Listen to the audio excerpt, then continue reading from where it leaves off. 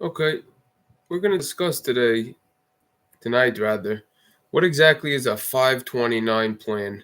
Now, if you're just watching this just out of nowhere as the first time, okay, this all has a calculation. You have to watch the whole playlist, which I recently changed. First, it was what does the Torah say about money? Now it's do you really want to be rich? You're going to see later on as we continue why I'm changing it. Do you really want to be rich? Okay. So we're going to discuss the pros and cons at length, but this is part of a bigger picture. You have to go through the playlist and see exactly how this is Torah based. That being said, we're going to be discussing from a practical perspective. Uh, from a practical perspective, what is a 529 and should we do it? So the basic answer is yes.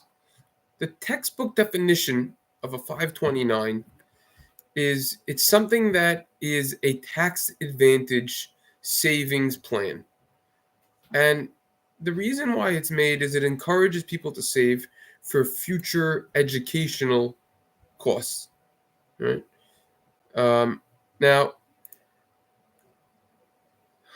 they're legally known as qualified tuition plans. They're sponsored by states, state agencies, educational institutions, and they're authorized by Section 529 of the Internal Revenue Code.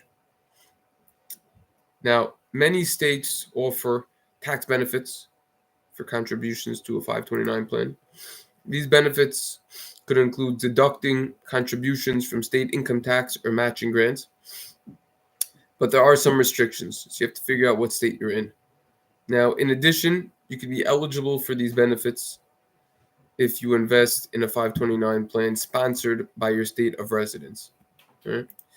Now, if you use a 529 account withdrawals for qualified higher education expenses or the other expenses detailed above, then earnings in the 529 account are not subject to federal income taxes and in many cases state income tax, which basically means, and this is why the 529 is so golden. If you have your money in a 529 account and it's just let's just say in an index fund, an S&P 500, and it's there for 20 years, let's say 15 years, 10 years, whatever it is, and it gains money. Let's say you have a profit of making up a number of $20,000 that you make over that period. You don't get taxed on it when you use it towards college.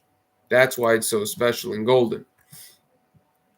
However, if the 529 account withdrawals are not used for these expenses, they will in fact be subject to state and federal income taxes and an additional 10% federal tax penalty on the earnings. Now, one additionally beautiful thing about a 529 plan is that, it could be rolled over into a Roth IRA account for the same beneficiary. And I'll try to link the session that we had discussing the Roth IRA and why it's genius. So that's something also that is very special about the 529. Right?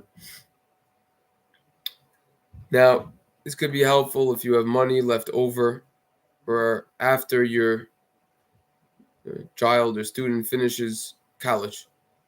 Now, these rollers could have some restrictions. For example, the total rollover amount is limited to $35,000. Right? And the 529 account has to have been open for at least 15 years. So the funds you roll over have to have been in the account for at least 5 years. But a lot of times those conditions could be made, and therefore this is certainly very feasible to do. One of the benefits of a 529 plan is that it's tax-free. It grows over a period of time. That's great. The longer your money's invested, the more time it's going to grow, and the greater your tax benefits are going to be. Right? Now, education saving plans have certain preset investment options. It's not permitted to just switch freely among the options. So you have to look into that more also. Right? And you could start Googling this and look at all the different laws and everything, but this is basically why a 529 plan is so golden. Right? Sometimes you're limited where you can invest the money when it's in your 529 plan. So you have to also know, could you do what you want with the money and invest it where you want to invest it? But it's a pretty genius idea. It's funny, for many years I was telling this already with my wife, we should do this, we should do this. And then she's telling me recently we should do this. We got to just do it. It's a little complicated. We usually like working through Vanguard, and we call Vanguard. We live in New York, and you need a third party. We're pretty busy people, but we should really make time doing it. And it's a very important thing. It's also, you have to spread your money out in different locations, kind of. So that's also a little inconvenient, but it's a very smart option. There's really, if you could invest in a simple index fund through it, you should definitely do that. So, anyways, this was basically, in other words, what I'm trying to say is that, the saying goes, practice what you preach. I'm kind of not practicing this, but we're kind of in motion to do it. What's good about it also is, if I'm not mistaken, you could roll it over from one kid to the next.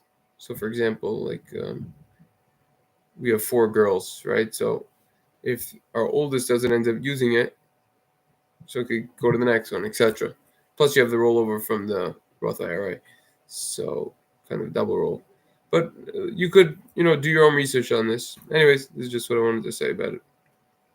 Okay, see you in the next one.